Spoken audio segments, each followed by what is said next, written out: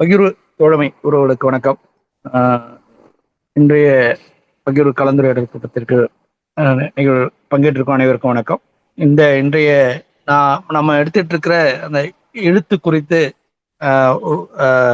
உரையாடல் கருப்பு அன்பரசுடைய இப்போ நான் அந்த நூல் இந்த வாசிக்க வாய்ப்பு கிடைச்சது. அது வந்து எப்படி இந்த பகிர்வு குழுமம் வந்து நமக்கு வந்து உரையாடலுக்கான வாசிப்பை உருவாக்குதோ அதே பணியை அந்த நூலும் உருவாக்கியிருக்கு அப்படின்றத நான் பார்க்குறேன். அது ஒரு பொருளடக்கம் மாதிரி இருந்திருந்தா ஒரு இன்னும் வசதியாக இருந்திருக்கும். அந்த அந்த விஷயத்தை எடுத்துட்டு ஒன்னொன்னுத்தையும் யோசிச்சு சொல்ல முடியும். நம்ம அதுல இருந்து எல்லாம் நம்மளும் குறிச்சு வச்சுக்கிட்டு சொல்ல முடியாத மாதிரியான விஷயம் இருக்கு. ஆனா நாம பல புத்தகங்கள் அதுல வந்து நம்ம அவசியம் வாசிக்கணும்ன்ற விஷயத்துக்குள்ள நம்ம இது பண்ணிருக்கேன். அதுதான் அந்த அவர் நூலாசிரியருடைய வெற்றியும் அதுதான். அது வந்து அது ஒரு நான் இது வரைக்கும் நான் தனிப்பட்ட வகையில அதாவது களப்பணியில மட்டும் இருந்து எழுத்து இது மாதிரி வாசிப்பு பண்ணிலாம், அதுவும் இலக்கிய வாசிப்புலாம் அவசியம் இல்லைன்ற மாதிரியான விஷயம் இருந்தது. ஆனா இந்த உடல் சவால் பார்வை சவால் ஏற்பட்டதுக்கு பிறகுதான் வாசிப்போட முக்கியத்துவம் புரிஞ்சது. அதுக்கப்புறம் தான் இப்படியான சில குழுமங்கள்லாம் வாசிப்பு சம்பந்தம் உருவாக்குச்சு. அதெல்லாம் இப்போ இவரோட அன்பரசோட இந்த புத்தகம் பார்க்கும்போது பல்வேறு களம், அது அங்க ஜெர்மன் எதிர்பார்க்க நாவலா அதை மையப்படுத்துறதா விஷயமா இருக்கட்டும், அல்லது நாகாலாந்து விஷயத்தை மையப்படுத்துறதா இருக்கட்டும், கூடுதலாக சிங்கள இலக்கியங்கள்ல வந்திருக்கிற விஷயங்களா இருக்கட்டும், அல்லது வங்காள இலக்கியத்திலிருந்து அவர் சமரன் அப்படின்ற இது எல்லாரோட நாவலோட பேர் எனக்கு கரெக்டா சொல்ல முடியல. பட் ஒரு பரந்த இன்னும் நம்முடைய வாசிப்பு பரப்பை விரிவுபடுத்துற வகையிலான விஷயமாவும் நம்முடைய தேடலை அதிகப்படுத்துற விஷயமாவும் இந்த நாவல் வந்திருக்கு. அதனால இதை இந்த பகிர் குழுமத்தை அறிமுகப்படுத்திய ஐயா ராமன் உள்ளிட்ட அனைவருக்குமே நன்றி தெரிவிச்சுக்கலாம். அந்த வகையில ஒரு இந்த பகிர்வு குழுமம் எந்த நோக்கத்தை நோக்கி நகர்ந்துகிட்டு இருக்கோ அந்த நோக்கத்தை இன்னும் வலுப்படுத்துற வகையில அதை அந்த விஷயத்தை விரிவுபடுத்துற வகையில இந்த ஒரு புத்தகம் வந்து இன்னும் அதற்கு கூடுதலாக சேர்க்கிறதா தான் பார்க்குறேன். நான் இந்த வகையில முடிச்சுக்கிறேன். நான் ஒன்னொன்னுத்தையும் குறிப்பிட்டு சொல்ற அளவுக்கு நான் குறிச்சி சொல்ற அந்த பழக்கம் ஒன்றும் உருவாக்கிக்கல. அதில் தான். ஆனா ஒரு விஷயமே ஒரு நாவலை ஒரு ஒரு இலக்கியத்தை நம்ம வாசிக்கிறதுக்கு முன்னாடி வாசிக்க தூண்டுறது அல்லது அந்த சாரத்தை உருவாக்குறது அது எஸ் ராமகிருஷ்ணன், பவா செல்லதுரை இப்படியான ஆட்கள் வந்து அந்த விஷயத்த வந்து பண்ணது வந்து நமக்கு பல்வேறு அது அது அது மாதிரி விஷயங்கள் பல்வேறு நமக்கு வந்து அறிமுகமாகி அதை படிச்சாகணுன்ற கட்டாயத்தை நமக்கு உருவாக்கியிருக்கு. அதே ஒரு விஷயத்த இந்த படைப்பும் வந்து நமக்கு வந்து உருவாக்கி இருக்குன்றதுதான். நம்ம நேரடியா படைப்புகளை இது பண்ற படைப்புகளை அறிமுகப்படுத்துகிற ஒரு படைப்பு என்பது அது ஒரு முக்கியமான விஷயம்தான். அதுவும் அவர் வந்து வெறும் அதுல இருக்கிறத மட்டும் சொல்லாம அந்த அவருடைய ஒரு செயல்பாட்டாளராக இருந்தோம், அவருடைய வாழ்வியல்ல இருந்தும் அந்த விஷயங்களை உதாரணங்களை சொல்லி அவருடைய சொந்த விஷயங்களை உட்பட சில இலக்கியங்களை அறிமுகப்படுத்தும் போது அவர் சொல்றாரு. அது நமக்கு இன்னும் அந்த அதை வாசிக்கணும்ன்ற நமக்கு ஒரு இது வந்து கமிட்மெண்ட்டை வந்து உருவாக்குற மாதிரியான விஷயமா இருக்கு. அந்த அடிப்படையில இது ஒரு நல்ல வாய்ப்பு தான் இந்த அது பகிர்வு தோழமை கொடுத்த விஷயம். அதுலயும் நான் வந்து அவரை செயல்பாட்டாளராக நானும் அந்த முற்போக்கு எழுத்தாளர் சங்க இதுல கலந்து பங்கேற்கிற வாய்ப்பு இருக்கின்ற வகையில் இருந்தும் அது சென்னையை ஒட்டி இருக்கிறதுனால அதில் அவரை செயல்பாட்டாளர் தான் பார்த்துருக்கேன். அவர் படைப்பாளின்றதே பகிர்வு தோழமையில வெளியிட்ட அந்த நூல் தான் தெரிஞ்சுக்கிட்டேன் அப்படின்ற வகையில் தான் அது. இப்போ அவரும் வந்தாருன்னா அவரோட நம்ம கலந்துரையாடலாம் அப்படின்றது. நன்றி. நன்றிங்கய்யா. இந்த நூலுடைய இன்றியமையாமையை ரொம்ப சிறப்பாக சொல்லி நீங்கள் விளக்கப்படுத்தினீங்க. பகிர்வு தோழமையுடைய நோக்கத்தையும் இந்த நூலுடைய நோக்கத்தையும் நீங்கள் இணைத்து காட்டியது ரொம்ப பொருத்தமானது. இப்போ இது மாதிரி நிறைய நூல்கள் தமிழ்லையும் மற்ற மொழிகள்லையும் வந்து கொண்டே இருக்கு. இந்த நூல்களுடைய நோக்கம் நாம் அவசியம் படிக்க வேண்டிய நூல்களை அறிமுகப்படுத்துவது, அதோடு அந்த நூல் குறித்த மதிப்புரையை முன்வைப்பது என்ற நோக்கில் இருக்கிறது. அந்த மாதிரி இது ஒரு தனி இலக்கிய வகை அல்லது திறனாய்வு வகை என்று சொல்வதை போல அந்த அளவிற்கு நமக்கு பெரும் திரளான நூல்கள் படிக்க கிடைக்கின்றன. இது மாதிரியான நூல்களின் தேவை நமக்கு இப்போ பல்கி பெருகி வரும் நூல் உலகத்தில் குறிப்பிடத்தக்க நூல்களை அடையாளப்படுத்திக் கொள்வதற்கான ஒரு நல்ல வாய்ப்பை நமக்கு தருகின்றன என்பது மிக சரியான பார்வை. இப்போ இந்த நூல் படிக்க ஆரம்பித்த போது பல இடங்களில் நேரடியாக எனக்கு பொருந்தி போன நிகழ்வுகள் உண்டு. அதுல குறிப்பான ஒன்று, இந்த கொரோனா சமயத்துல அவர் புத்தகங்களை எல்லாம் படித்ததாக குறிப்பிடுகிறார். எனக்கும் அதே அனுபவம் தான். முதல் கொரோனா வந்தபோது நான் வந்து அ நாளொன்றுக்கு சராசரியாக ஒரு நூல் என்ற வகையில் 250 புத்தகங்களை படித்தேன். இந்த 2வது முடக்கம் வந்தபோது அந்த அளவுக்கு படிக்க முடியவில்லை. ஆனால் முதல் இதில படிச்சேன். அவரும் அந்த மாரி தான் காலகட்டத்த பயன்படுத்தியிருக்காரு. அவரு எழுதியிருக்காரு, நானு எழுதல. ம் எழுதாம போனதுக்கு அ அ என்ன காரணம் அப்டின்னா, ஒரு விஷயத்த எழுதணும்னு ஆரம்பிச்சா அதுக்கு நெறைய நேரம் எடுத்துக்குது. அந்த நேரத்துக்குள்ள நெறைய புத்தகங்கள படிக்கலாம் அப்படிங்கிற ஒரு எண்ணம். இன்னும் நம்ப ரொம்ப படிக்காம இருக்கிறதுனால, படிக்கணும்னு நினைத்த அந்த எண்ணம் இருந்தனால என்னால எழுத முடியல. என்ன கூட இவர எப்படி பல நண்பர்கள் எழுத சொன்னாங்களோ, அதுபோல என்னையும் பல நண்பர்கள்லாம் எழுத சொன்னாங்க, சொல்லிட்டு இருக்காங்க. ஆனால் அதுல நேரத்த ரொம்ப அது எடுத்துக்கிறதுனால தான் அத செய்ய முடியல. அ அப்புறம் அ அ இந்த படைப்ப படித்தபோது, இந்த நம்ம எனக்கு பிடித்த கதைகள்னு ஒரு 10, 15 ஆண்டுகளுக்கு முன்னாடி பாவண்ணன் வந்து ஒரு ஒரு ஒரு தொடர இதுல எழுதினார். திண்ணை.comல 100 கதைகள அவர் எழுதி காமிச்சாரு. அது வந்து காலச்சுவடு வெளியிட்டா கூட 2 தொகுதியா வந்திருக்கு. அந்த புத்தகத்துல என்ன பண்ணியிருப்பாருன்னா, ஒரு கதைய எடுத்துக்கிட்டு, அந்த கதையை தன்னுடைய வாழ்க்கையோடு இணைந்த ஒரு சம்பவத்தோட காமிச்சு, விளக்கப்படுத்தியிருப்பாரு. அது மாதிரி இதுல அந்த ஒரு நடை இதுல இருக்கு. அ பெ பெரும்பாலும் இவரு சிறுகதைகள எடுத்து அ எழுதியிருக்காரு. நான் இப்ப நாவல்கள் அங்க இருக்கு. சிறுகதைகள பெரும்பாலும் எடுத்திருக்காரு. இதேபோல தன்வரலாற்று படைப்புகள எடுத்து அறிமுகப்படுத்தணும் அப்படின்னு ஒரு ஆர்வம் எனக்கு உண்டு. அ அ இந்த இந்த இதுல இந்த இந்த இது சாமிமலை அப்படிங்கிற ஒரு கதை. இது வந்து சுர்ஜித் பிரசங்கன் எழுதினது. இது தென்னிந்தியாவுல இருந்து வலுக்கட்டாயமாக இலங்கை தேயிலை தோட்டத்துக்கு அழைத்துச் செல்லப்பட்ட அ மனிதர்களை பற்றிய கதை அது. இப்ப என்னுடைய குடும்பம் வந்து என்னுடைய முந்தைய தலைமுறை. என்னுடைய தந்தையார் அந்த தலைமுறை வந்து இலங்கைக்கு இது போல சென்று திரும்பிய ஒரு குடும்பம். எங்கள வந்து கண்டிக்காரங்க அப்படின்னு தான் சொல்லுவாங்க. அங்க அம் அ அது அங்க போயிட்டு வந்த பெரியவங்களோட அதிகமா கலந்து அங்க உள்ள சூழ்நிலைகள உணர்ந்துக்க முடியல. ஆனா அவ்வப்போது சில சம்பவங்கள எல்லாம் சொல்லியிருக்காங்க. அங்க உள்ள நடைமுறைகள் குறித்தெல்லாம். அ அப்ப அதுல வந்து முக்கியமா இந்த இங்க இந்தியாவுல இருக்கிற அவங்க சொந்தக்காரங்க யாராவது இறந்து போயிட்டாங்கன்னா, அந்த செய்தி சில மாதங்கள் கழித்தோ, அல்லது ரொம்ப காலம் கழித்தோ அவங்களுக்கு போய் சேரும். அப்படி சேர்ந்த பிறகு அப்போ வந்து அங்க வந்து அந்த சடங்குகள் எல்லாம் நடத்துவாங்க அப்படின்னு ஒரு செய்தி நான் நினைவுக்கு வருது இப்போ.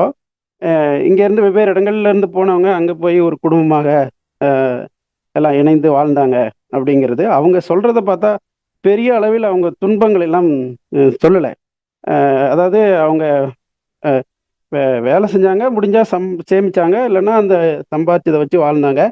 அப்புறம் ஏதோ ஒரு கட்டத்தில பிள்ளைகள்லாம் பெரிதாகி அவங்களுக்கு திருமணம் செஞ்சு வைக்கணுங்கிற ஒரு நிர்பந்தம் வரும்போது, அ ஊருக்கு போயிடலாங்கிற முடிவு எடுக்குறாங்க, அப்படிங்கிற மாரி கேள்விப்பட்டேன். ஆனால் நமக்கு பதிவுகள்ல அவங்க ரொம்ப இன்னல் அடைந்திருக்கிறாங்க அப்படிங்கிறது தெரியுது. அது உண்மையா தான் இருக்கும். ஏன்னா, அ அங்க நம்ம உழைப்பு சுரண்டல்ல இந்தியாவுல எப்படி தேயிலை தோட்டங்கள்லாம் நடந்ததோ, அத விட அதிகமாக அங்க உழைப்பு சுரண்டல் நடந்திருக்கிறத நம்ம பார்க்குறோம். எல்லா இடங்கள்லயும் பிரிட்டிஷ்காரங்க தான் அந்த வேலைய மிக சிறப்பா செஞ்சிருக்கிறாங்க.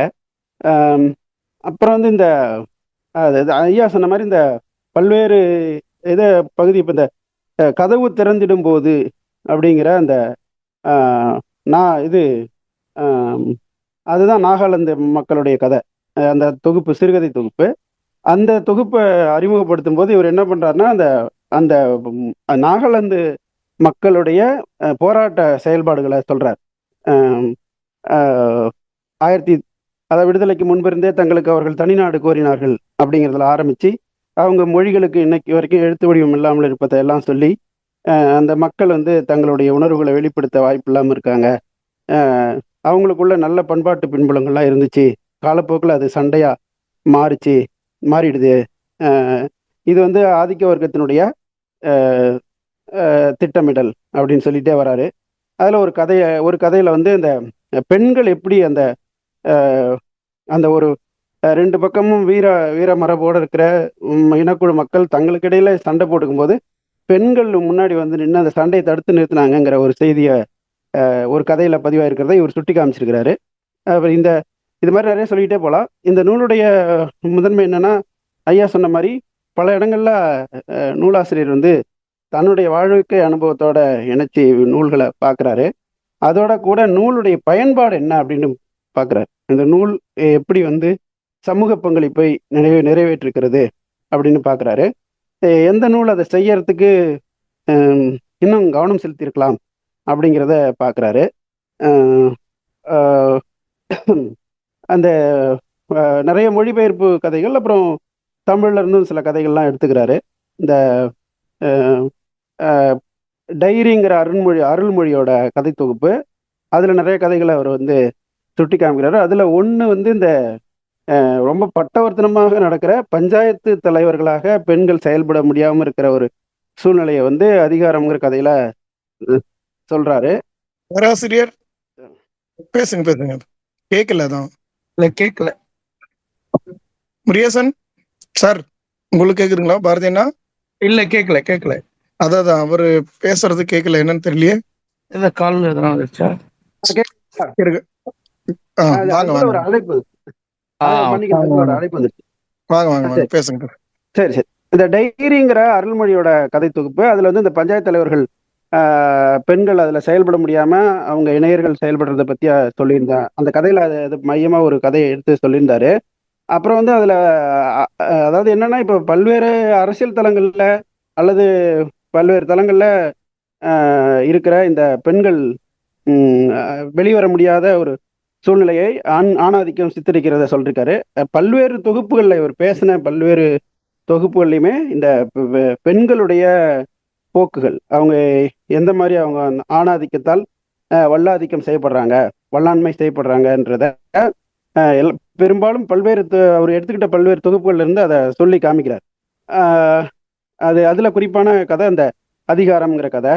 அப்புறம் இந்த அதாவது நம்ம நிகழ்த்துகிற இந்த கள்ள மௌனம், அது வந்து ஆதிக்க சக்திகளின் ஆதிக்க சாதிகளின் அவங்களுடைய அதிகாரத்தை நிலைநிறுத்துவதற்கும் நினைத்ததை சாதித்துக் கொள்வதற்கும் இதா இருக்கு, என்ன சொல்றது, ஒரு வாய்ப்பா இருக்கு அப்படின்னு சொல்றாரு. இந்த கள்ள மௌனம் வந்து எல்லா விதமான ஆதிக்கங்களுக்கும் துணை போகுது அப்படின்னு தான் நம்ம பொதுவாக அப்படி புரிஞ்சுக்க வேண்டியது இருக்கு. அதுதான் வந்து நடந்துகிட்டு இருக்கு. இந்த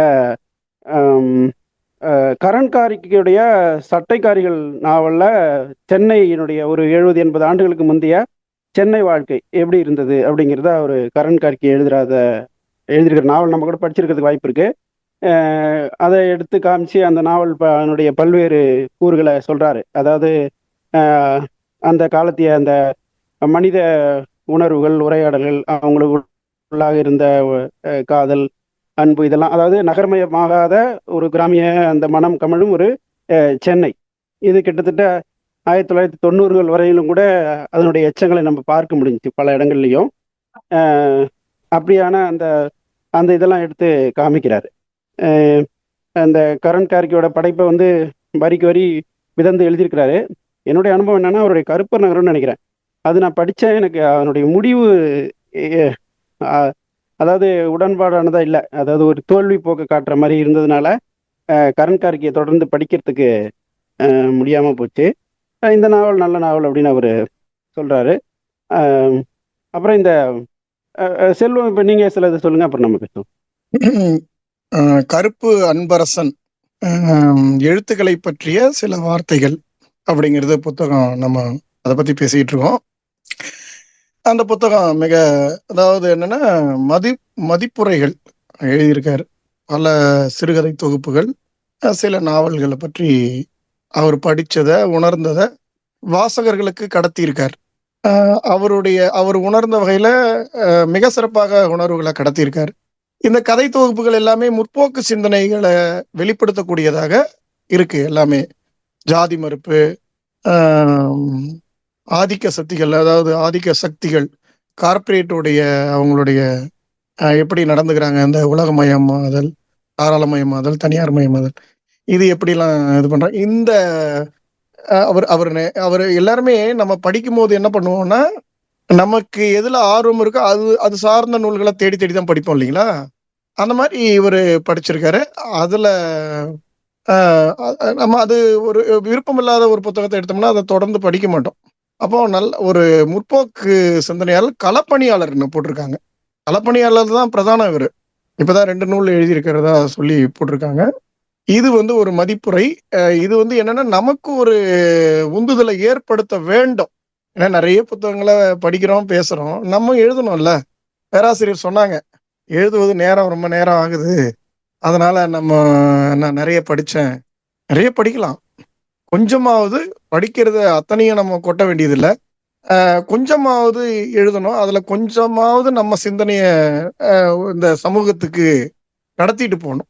அதுதான் நம்ம, அதாவது புனைவுகளை உருவாக்க முடியுதோ இல்லையோ, நம்ம கருத்துக்களை நமக்குன்னு எல்லோருக்குமே ஒரு தனிப்பட்ட, அதாவது ஒரு கருத்துக்களை புரிதல்ல ஒரு என்ன சொல்றது, ஒரு புது சிந்தனை தோற்றம் வரும். அப்ப அந்த நூல்களை படிக்கும் போது அதுல இருந்து பெறப்படுற கருத்திலிருந்து நாம என்ன சொல்ல வரோங்கிறத ஒவ்வொருத்தருக்கும் வேறுபடும். அப்ப அதை நம்ம இங்க பதிவு பண்ணிட்டு போனோம்னா நமக்கு ஒரு நம்ம சமுதாயத்துக்கு நம்ம செய்ய வேண்டிய ஒரு சிறு பணியை நம்ம செய்யறோம். அப்படி நம்ம எழுத மறுக்கிறதுனால அதை நம்ம தவற விடுறோம். படிக்கிறது மட்டும் போதாது அப்படிங்கிறத நம்ம இந்த நூல் பார்த்தீங்கன்னா இது மாதிரி எழுதியிருக்காரு. இது மாதிரி நம்மளும் எழுதலாம்ல. அது ஒரு நமக்கு ஒரு எப்படி எழுதலாம் அப்படின்றதுக்கான ஒரு இது கிடைக்குது. நிறைய கதைகள்ல நம்ம தோல்கிழவன் கிழவை கதை இருக்கு இல்லைங்களா, தோல்கிழவன். அந்த கதை வந்து மிக சிறப்பான கதை. நம்ம எப்படி தெய்வங்களை வழிபடும் தெய்வங்களை, பெருந்தெய்வங்களை உருவாக்கி இருக்கோம். முருகேசன் அவர்கள் எழுதின கதை அது. அந்த கதையில பாத்தீங்கன்னா பெருந்தெய்வங்களை எப்படி நம்ம உருவாக்கி இருக்கோம். பெருந்தெய்வங்கள் திடீர்னு பெருந்தெய்வங்களாக இருக்கல. முன்னோர்கள்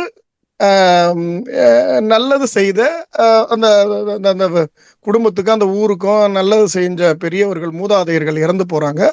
அவங்கள ஒரு குடும்பம் என்ன செய்யுது, என்ன பண்ணுது, 30வது நாள் கொண்டாடுது, ஒரு ஆண்டு நினைவு நாளை கொண்டாடுது. அந்த நினைவு நாளை கொண்டாடும் போது நம்ம கிராமங்கள்லாம் சாமி வரும், பார்த்துருக்கீங்களா, சாமி வரும்.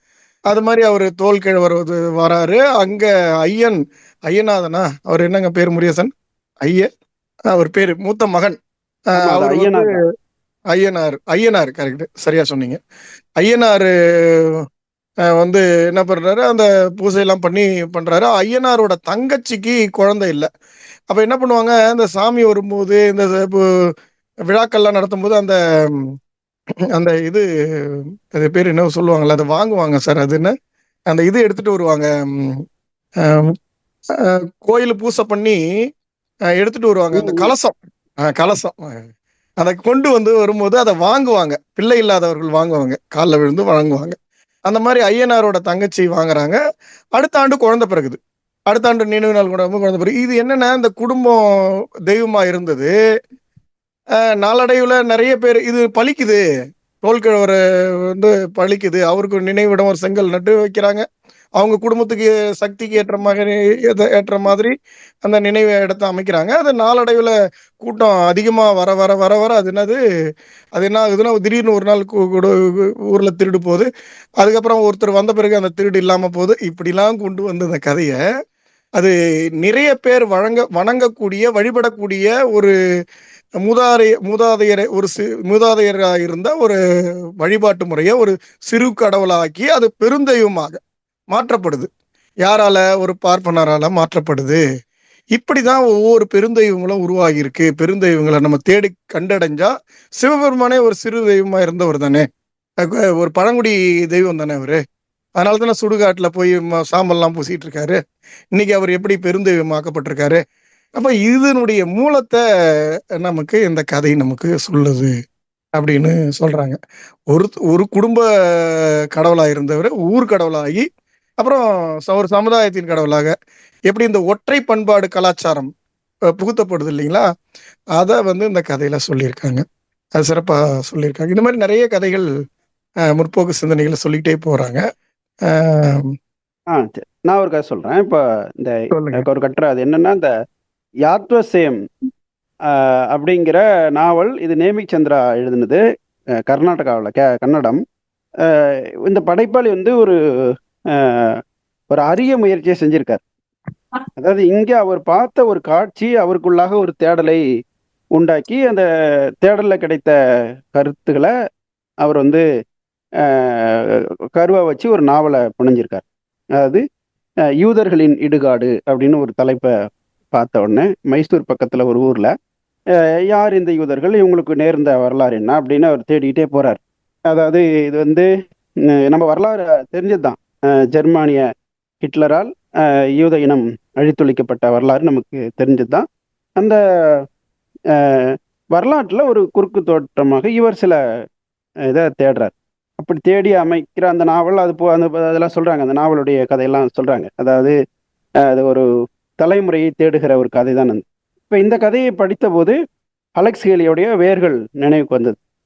இந்த அலெக்ஸ் ஹேலியோடைய வேர்களை நம்ம இங்கே தமிழில் அறிமுகப்படுத்திய போது, அல்லது அது குறித்த விவாதங்கள் வரும்போதெல்லாம் நமக்கு வந்து வரலாற்று உணர்வு இல்லாமல் இருக்கு, நம்ம தாத்தா பேர் கூட நம்ம மறந்துடுறோம் அப்படிங்கிற ஒரு செய்தியின் மூலமாக நமக்கு அந்த உணர்வு ஊட்டப்படுது. இப்போ இந்த நாவல், இந்த யாத்வசேம், அது படிக்கும்போது நமக்கு இன்னும் அதனுடைய இது நமக்கு தெரியும். இப்போ இந்த ஹிட்லரிசம் ஏற்படுத்திய அந்த நாசிக் ஏற்படுத்திய விளைவுகளை வந்து நம்ம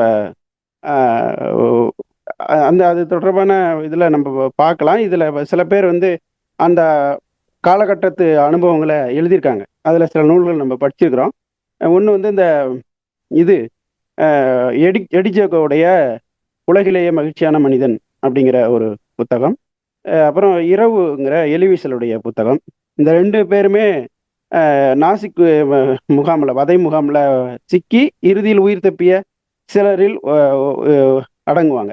அப்போ அந்த அந்த அங்கே அந்த ஒடுக்குமுறை எப்படி 1938 இறுதியில் தொடங்குது, 45 வரை அது எப்படி நீடிக்குது, இடையில் நடந்த சம்பவங்கள்லாம் என்னங்கிறதெல்லாம் அவங்க சொல்கிறாங்க.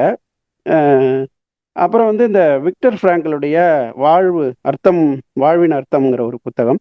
இவரும் வந்து வதை முகாமில் சிறைப்பட்டு மீண்டவர். இப்படி இது இருக்கு. இது இல்லாமல் இன்னும் சில நிறைய விஷயங்கள் இதுக்குள்ளாக இருக்கு. இந்த புத்தகத்தை முடிக்கிற விதம் ரொம்ப முக்கியமானது. அதாவது என்ன சொல்றாருன்னா, இப்படியெல்லாம் வதைப்பட்ட இந்த யூதர்கள் தான் இன்றைக்கு பாலஸ்தீனரை ஒடுக்கக்கூடியவர்களாக மாறிவிட்டார்கள். அதாவது ஹிட்லரிசத்தை கையில் எடுத்து கொண்டிருக்கிறார்கள் அப்படின்னு அவர் கொண்டு வந்து நிறுத்திருக்கிற இடம் ரொம்ப சிந்திக்க வைக்குது. அதோட விடலை, அதுக்கப்புறம் நிறைய எழுதுறாரு. அதாவது உலகத்தில் எல்லா இடங்கள்லையுமே இந்த ஹிட்லரிசம் ஏதாவது ஒரு வகையில் குடியிருக்கு, அது உருவாகிறதுக்கான காரணங்கள் இருந்துக்கிட்டே இருக்கு. அது எப்படி உருவாகுதுன்னா, அதை உருவாக்குறவங்கள விட அது உருவாகிறதுக்கு விட்டுட்டு வேடிக்கை பார்க்குறவங்க தான் அதுக்கு முக்கியமான காரணமாக இருக்கிறாங்க அப்படின்னு சொல்கிறாரு. அப்போ இவங்க எல்லாருமே ஏதோ ஒரு கட்டத்தில் ஹிட்லரிசத்துக்கு நேர்ந்த மாதிரி தோல்வியை சந்திப்பாங்கன்னா கூட அதுக்கு இடையில ஏற்படுத்துகிற தாக்கம்ங்கிறது மிகப்பெரிய அளவினதாக இருக்கும். அதனுடைய விளைவுகளை நாம் உட்பட உலகின் அனைத்து மக்களும் சந்திக்க வேண்டிய ஒரு நிர்பந்தம் இருக்கு அப்படின்னு அந்த பத்தி, அதை வந்து நம்ம எடுத்து அந்த குறிப்பிட்ட பத்தியை மட்டும் எடுத்து நம்ம பல இடங்களுக்கும் பகிர வேண்டிய அளவுக்கு முக்கியத்துவம் வாய்ந்த பத்தியை அந்த கட்டுரையினுடைய இறுதியில் அவர் எழுதியிருக்கிறார். நான் அரசியல் சார்ந்தவன் இல்லை அப்படின்னு சொல்லுவாங்க இல்லைங்களா, சில பேர் சொல்லுவாங்க அப்படின்னு. அதை நோக்கி நகர்த்துவதே ஒரு அரசியல் தான் அப்படின்னு சொல்றாங்க. ஏன்னா அரசியல் தான் எல்லாத்தையும் தீர்மானிக்குது, எனக்கு அரசியலுக்கு சம்பந்தம் இல்லை அப்படின்னு சில பேர் சொல்லிட்டு இருக்காங்க இல்லைங்களா. இதை நோக்கி தள்ளுறவங்க யாருன்னா இந்த மாதிரி அதாவது என்ன சொல்றது, முற்போக்கு ஏற்பட்டு விடக்கூடாது, முற்போக்கு சிந்தனை மக்கள் மத்தியில் ஏற்பட்டு விடக்கூடாது, நாம் செய்யற சதி செயல்கள் அம்பலப்பட்டு விடக்கூடாது, அது இல்லாம அரசியல்ல எல்லாம் அப்படித்தான், அரசியலுக்கு சம்பந்தம் இல்லை அப்படிங்கிறத அது இடத்த நோக்கி இவங்க இந்த மாதிரி பாசிச சக்திகள் வந்து நகர்த்துறாங்க. அது வந்து நம்ம கண்டுகிட்டு இருக்கிறோம். அதாவது என்னைக்குமே அது சொன்னீங்களே, அதுதான் இன்றைய சூழலோட பொருத்தி காட்டுறாரு. அதை இன்றைய சூழல்ல இந்தியாவில் பாசிச சக்திகள் எப்படி ஒரு வீரியத்தோடு வளருது, அந்த கோர முகத்தை காட்டிக்கிட்டே இருக்கு. ஆனா நம்ம எல்லாரும் என்ன பண்றோம், நாம எல்லாரும்னா சில பேர் மௌனமா இருக்காங்க. கள்ள மௌனம், நீங்க சொன்னீங்கல்ல முதல்ல, கள்ள மௌனம் ஆபத்தானது. இது அடிப்படைவாதம், ரெண்டு அடிப்படைவாதத்தையுமே அவர் தொடர்றது நல்லா இருந்தது. இந்துத்துவ அடிப்படை ஒரு சின்ன அந்த சிறுகதை பேர்லாம் தெரியல, அந்த அவர் வந்து மன வளர்ச்சி கொண்டா இருப்பாரு, சிரிச்சுட்டே இருப்பாரு. ஒரு என்ஜிஓ, ஒரு தன்னார்வ அமைப்பு அவருக்கு முடியெல்லாம் வெட்டி நல்ல சட்டை போட்டிருப்பாங்க. அப்போ ஒரு காவி கூட்டம் வரும், நீ யாரு, இன்னொன்னு சிரிச்சுட்டே இருப்பான், நீ என்ன மதம், அவன் சிரிப்பான், நீ வந்து இஸ்லாமியரா அப்படின்னு கேட்டாலும் சிரிப்பான். உடனே அவனோட ஆடையை களைஞ்சி அவனை எரிக்கிறாங்க அப்படின்னு எரிச்சிக்கும் போதும் அவன் சிரிச்சிட்டே இருந்தான் அப்படின்ற மாதிரி அந்த தொகுப்புல கிடைச்சி அவர் சொல்லுவாரு. அதில் ஃபுல்லாகவே அந்த வகுப்புவாதம் வட இந்தியாவில் நடந்த விஷயங்கள் சார்ந்து தான் அதில் வந்திருக்கும். அந்த கோவிட் போது நடந்தது மற்ற எல்லாமே அது சார்ந்து வந்திருக்கும். அதில் வந்து நான் இதுக்கெல்லாம் வந்து கண்ணீரை விட்டுறதை தவிர வேற என்ன அந்த எழுத்தாளர் சொல்லியிருப்பார். நாங்கள் அதை தாண்டி பண்ண முடியாத ஒரு இருக்கு அப்படின்ற மாதிரி விஷயத்த அதில் சொல்லியிருப்பாரு. அதே விஷயத்துல அடுத்து திருவண்ணாமலையை மையப்படுத்தி இந்துவிலிருந்து முஸ்லீம் ஆனவர் அங்கே அவங்க மறுபடியும் அவங்க முஸ்லீம் இந்துவா ஆகிறதுக்கோ அல்லது அந்த அந்த இதுக்குள்ள இருக்கிற விஷயத்துல அந்த அடிப்படைவாதத்தை மீறும் போது அந்த இஸ்லாமிய அடிப்படைவாதமும் அவங்களை எப்படி வந்து கொடுமைப்படுத்துது. நீங்க இந்த கட்டுப்பாட்டுக்குள்ளதான் இருக்கணும், நீங்க போகக்கூடாது அப்படின்றத அதை மையப்படுத்தின அந்த ஆசிரியர் பேர் தெரியல, அவர் திருவண்ணாமலை மையப்படுத்திய அந்த கதைக்களத்தை கொண்டதா ஒரு நாவலாகவே வருது. அது வந்து இந்த சாதாரண உழைக்கும் மக்கள் அதுக்குள்ள போய் அதனுடைய ஆதிக்கமும் அதுல அடிப்படையா அவங்க விருப்பமா இல்லாம அதை வந்து கட்டாயத்துக்குள்ள உள்ளாக்குறது, அதுல இருந்து மீறப்படும் போது அவங்க புதைக்கிறதுக்கு உட்பட அதுல அதுக்கான இதை மறுக்கிறது. அது அந்த அந்த சமயத்துல மற்ற சாதாரண உழைப்பாளி மக்கள் அந்த பூ கொடுக்கறது மற்ற விஷயங்கள் பண்றது, அவங்க ரிக்ஷாக்காரர்கள் அவங்கவுங்கெல்லாம் உதவி பண்ற மாதிரியான அந்த நாவலை சொல்லும் போது இந்த அடிப்படைவாதத்தையும் சேர்த்து அந்த அந்த விஷயத்தையும் நம்ம முன்ன நிறுத்துறார். அதை அந்த இதையும் நம்ம புரிந்து கொள்ள வேண்டியிருக்கு, அதை உணர வேண்டியிருக்கு அப்படின்ற விஷயத்த. சிறப்புங்க. அப்புறம் இந்த காட்சி பிழைன்னு இந்த இவர் நம்ம யாருன்னா அவரு கோமகன், நான்சி கோமகனுடைய காட்சி பிழை சிறுகதை தொகுப்பு எடுத்து பேசியிருப்பாரு. நிறைய கதைகளை பேசியிருக்காரு. அதில் அந்த முதல் கதை காட்சி பிழைன்னு ஒரு இது, அந்த கதைக்கு வந்து அந்த பேர் பொருத்தமாக இருக்கா? அதாவது என்னன்னா உதவி செய்கிறவங்க பணக்காரங்களாக தான் இருக்கணும்னு ஒரு கருத்து சமூகத்தில் நிலவுது. அது அந்த அந்த பெண்கிட்டையும் இருக்குது. ஆனால் உதவி செய்கிறவங்க எளிய ஒரு மனிதர். கதை பேரு விதை. விதை அந்த கதை பேரு விதை. அது ஓ விதையா? ஆமா, அது அந்த அத துப்புரவு பணியாளர் வந்து காசு கொடுக்குறாரு தானே, அது விதை. அது ஆமா ஆமா. சரி சரி சரி. தொகுதிக்கு பேர் காட்சி பிழையோ? அந்த தொகுதிக்கு தொகுப்பு பேர் காட்சி பிழை. தொகுதிக்கு பேரு காட்சி பிழை. இந்த காட்சி பிழைங்கிற தலைப்புல அமைந்த கதை வேறையாப்ப? ஆமா ஆமா ஆமா, அந்த கதை தொடரல. இது விதைன்ற தலைப்பு தான் அந்த கதையை சொல்றாரு. சரி சரி சரி சரி. ராமன் நீங்க சொல்றீங்களா? கரெக்டா இருக்குங்களா? பரவாயில்லையா அது? பரவாயில்ல. அனைவருக்கும் வணக்கம். இந்த கதையை பொறுத்தவரை, இந்த நூலை பொறுத்தவரை மொத்தம் கிட்டத்தட்ட 18 கட்டுரைகள் இதில் அமைந்திருக்கின்றன.